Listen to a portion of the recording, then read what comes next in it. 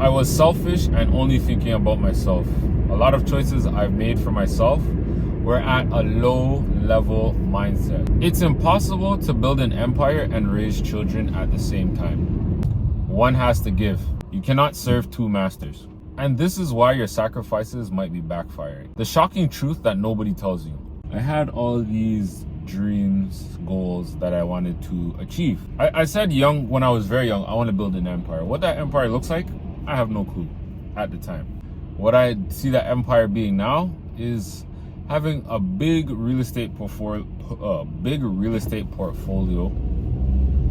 and having people work for me, so supplying jobs.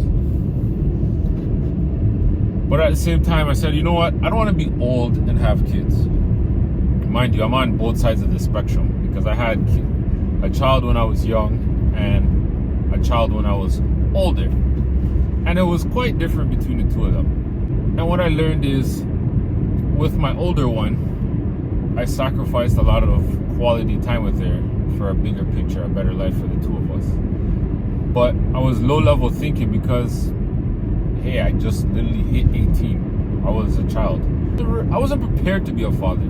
I said, yeah, I want to have kids when I'm young because I don't want to be chasing them up and down. And it's like, me reflecting back and looking at the way I was thinking, I was like, yo, that's low level thinking. Like, why the hell would you want to have kids when you're not even ready to have kids? Because you don't want to be old chasing them down? Like, that's very selfish thinking, because I didn't give her the time that she needed from me to raise her, be there for her, you know? Not to say I wasn't there, but I could have been there a lot more. Going over to the younger ones now, it's like I'm still doing the same thing that I was years ago. Not to the same extent, but I want to do those things now. But it's like I don't even have the energy to do that. Like, giving them my undivided attention, crafting or building my empire, it's too hard. Like, you only have 24 hours in a day.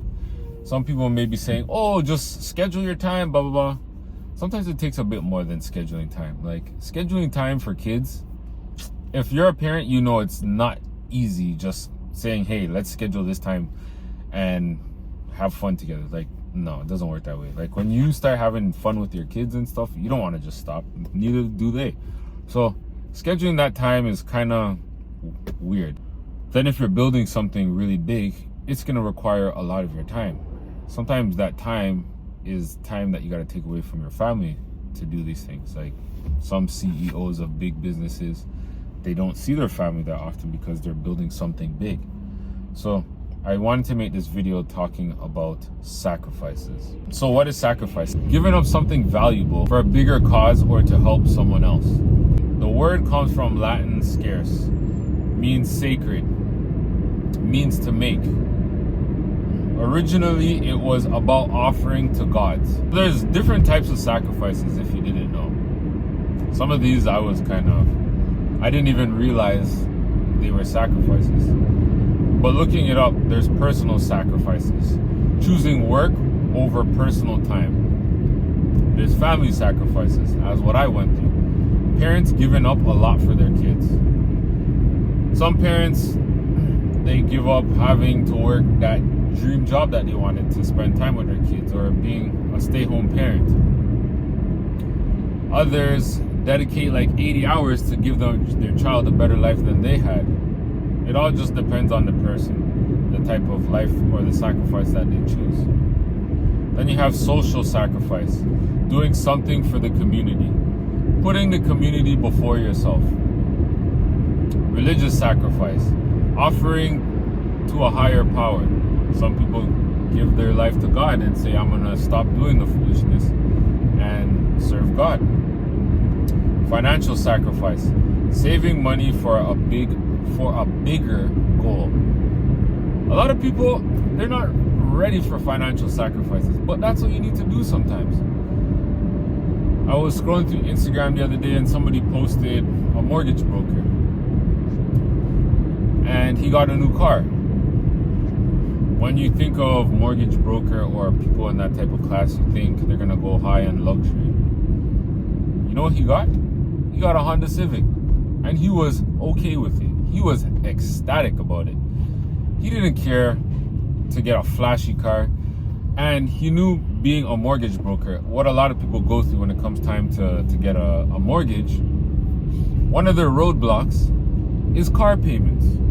You're driving that big body car that you cannot afford, instead of driving something that's more affordable, that's within budget. With the budget, that's another thing that a lot of people don't do. It's these little sacrifices that will lead you for a bigger gain later. It's imagine you being someone that buys clothes every week. You're spending at least $1,000 on clothes. For the month, that's $4,000. If you take that for the year and didn't spend on clothes, just 1 year. If you have more than enough clothes in your closet, just 1 year, you said, you know what, I'm not buying clothes, and you saved every dollar that you normally would spend on clothes, that's $48,000. That's a down payment on a pre-construction. That's a down payment, depending on where you are, on a house. That could be like 5% down, whatever it may be. It's all just making that little tiny sacrifice. It's just a baby step. It's not the end all be all, but people act like, oh my goodness, if I save this, I'll never be able to do it again, and blah, blah, blah. It's like, you're being so dramatic. You're making up these things in your head so that you can go and do these things that you want to do. You want the instant gratification. You don't really want the long-term goal. You've been saying for the last 10 years, I want to buy a house, but you have nothing saved. Hello? You have to save money for a down payment. Where's that money coming from? You're looking for a come up. The come up ain't coming. Playing that lottery is not gonna help you win. It's not gonna help you get that down payment. How many people really win the lottery a year? You gotta really ask yourself these questions. Stop fooling yourself. Time sacrifice. Spending time on something meaningful. Let me fix myself for this one. If you're spending 2 to 4 hours a day going like this, that's not spending your time wisely. You're wasting your time. You're literally becoming a zombie. You went from a big screen TV to this, to what, a little 9-inch screen. Literally, that's where TV has gone to. We went from pregnant back TVs to big large screen TVs, flat screens, to now where we're using our phones. You really have to look at how you're using your time. I had somebody the other day in my car and they were like, oh, I don't have enough time. What I said to myself, I didn't want to get all in the person's business. Do you schedule your time to really say that you don't have time? Because this guy was coming back from a flight. So you had time on the plane to do something. At the airport while you're sitting down, that's time you could have been using to do whatever it is that you need to do. If you're doing a side hustle, an online side hustle, you don't need to leave your house. You just need to dedicate time to do that. It kind of just made me think, when people say I don't have time, if you don't schedule your day, obviously you don't have time because you're just going off the whim. Schedule your time. It will make a big difference for you. Emotional sacrifice. Being there for a friend even when it's tough. Your girlfriend broke up with her boyfriend. You're going out with your boyfriend, but she's like, oh, I need you right now, blah, blah, blah. And you know what? You sacrificed going out with your boyfriend to be there for your friend. That's emotional sacrifice. Being there for somebody else, putting them before you. A lot of us do that for people, and if you didn't know, that's also a sacrifice. Problems with sacrifice. What could go wrong? The fear of missing out. You might miss out on life. You might say, but if I don't go, or if I don't do this, it's never gonna happen to me again. Hey, it might not, but that's life. You gotta be able to deal with it. You gotta really ask yourself the question, all right, what is it that I'm missing? Or can it be something that it can be done later? Reminds me of that episode of Bart Simpson and Homer, where Homer grounded Bart for doing something, and he's like, you're not going to see Itchy and Scratchy movie. And he's like, whatever. And then he took his tickets and ripped it up Bart's face, like, yo, his heart was crushed. He was just like, oh my goodness. Everybody's talking about the movie. They seen it. Bart never got to see it. He was so pissed that he didn't get to see it with his dad. Come towards the end of the episode, they showed Bart in a judge gown, and like, so he pretty much became a judge because the whole discipline, the sacrifice of not watching the movie, or the fear of missing out from the movie, led him to become a judge, and him and his dad ended up watching it when they're older. So sometimes the fear of missing out, it's like, you know what, you're not really missing out on a lot. Like, there will be other times, sometimes you don't even remember. Like, it's not that serious.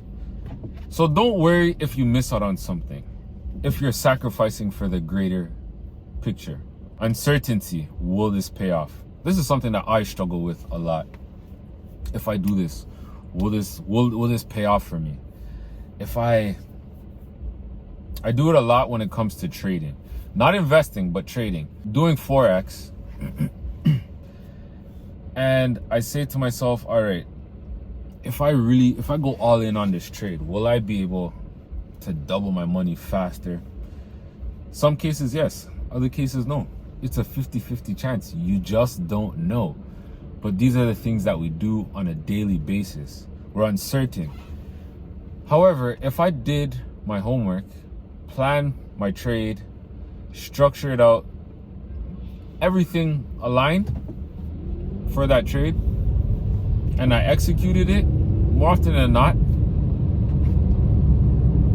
I may be wrong, but I had a plan in place to mitigate my risk. Whereas where I'm uncertain and I just go all in and I just lose everything. When you have a plan in place for worst case and best case scenarios, you set yourself up for success.